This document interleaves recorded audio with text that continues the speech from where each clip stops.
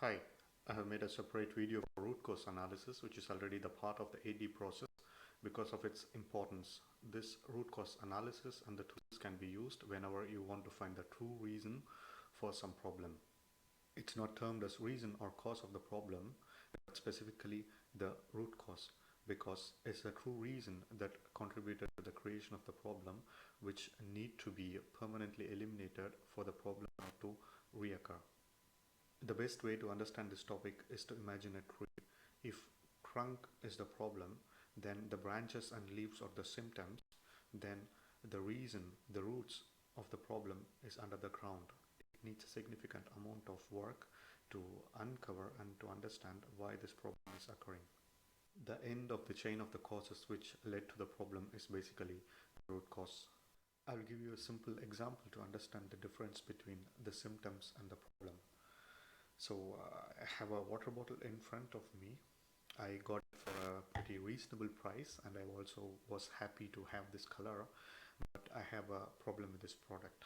So whenever I tilt this bottle, there is a water leakage on this side and also on this side from the bottom.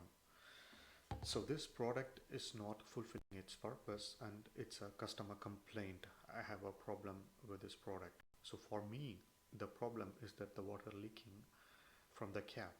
But for the company, this is not the problem description. This is just a symptom. The problem description is something which is deviated from the specification. If they get the water bottle back for analysis, they will just check all the parameters and measurements which is need to be fulfilling for the sealing purpose. So in this case, the problem description will be some exact dimension or specification which is deviated so much. So XY dimension or XY specification deviated so much, and if the water bottle is tilted, then a certain quantity of water is leaking from the bottle per minute or per second. So this will be the problem description. There is also a method to define the problem precisely. It's called W2H method. When you are describing the problem, you have to answer the questions who, what, when, why, where, how, and how many with a problem description. When you are answering all these questions, then there is a less possibility that you will miss out some information when describing the problem.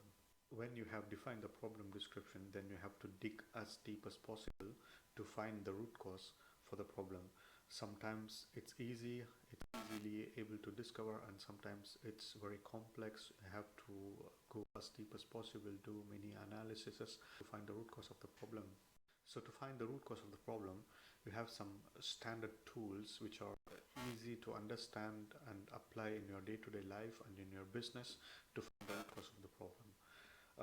Some of these tools are 5Y, Ishikawa diagram, fault tree analysis, but from my experience, I personally prefer to use 5Y and Ishikawa diagram.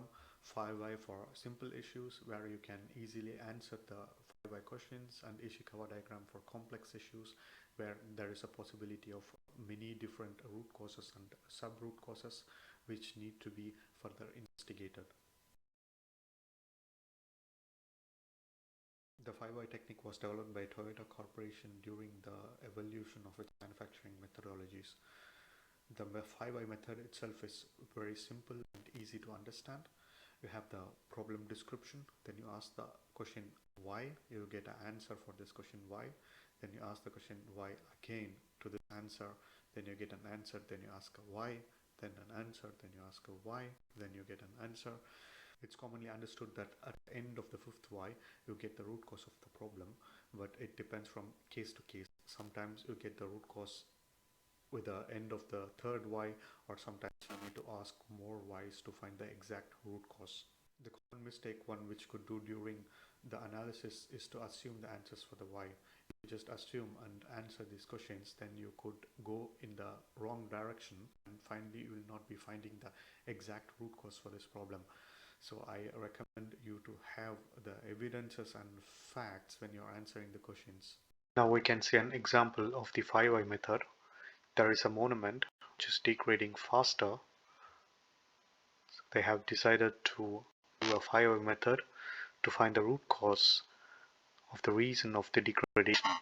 So if you see here, the problem is written at the top, and they have asked a series of why and finally came up with the root cause of the issue. We can see 6 whys. That's okay. Sometimes you need more whys and sometimes you need less whys to find the root cause of the issue. So the answer for the first why is that the monument is degrading faster because it's washed frequently, and the washing agent which is used frequently has led to the degradation quicker. So they have been washing more frequently because they found more bird droppings frequent days. There are more bird droppings because there are more birds sitting. There are more birds attracted to the monument, and that's why there are more bird droppings. More birds are attracted because of the fat spiders in and around the monument, which are visible, and these fat spiders are attracted because of the tiny insects which is roaming around in the evening. This is quite unusual because in the past days they have not seen so many insects, and there are so many insects attracted because of the frequent lighting changed in and around the monument. So the final root cause has been detected and defined as the monument's lighting, which has been changed in the frequent days. If you're doubtful if this is the root cause, then you can go from the bottom to the top to confirm if it makes sense how the questions have been answered. The Ishikawa diagram was created by Mr. Kaoru Ishikawa. It is also famously called as cause and effect diagram or fishbone diagram. He created it to break down the causes into different levels in detail to understand the causes of a particular event or particular problem. There are situations where you feel that there is not one single possible root cause for this problem, but there could be many possible directions and root causes for this problem. So in this case, it is much advisable to use Ishikawa diagram. In this Ishikawa diagram, you have the effect on the one side and the causes on the other side.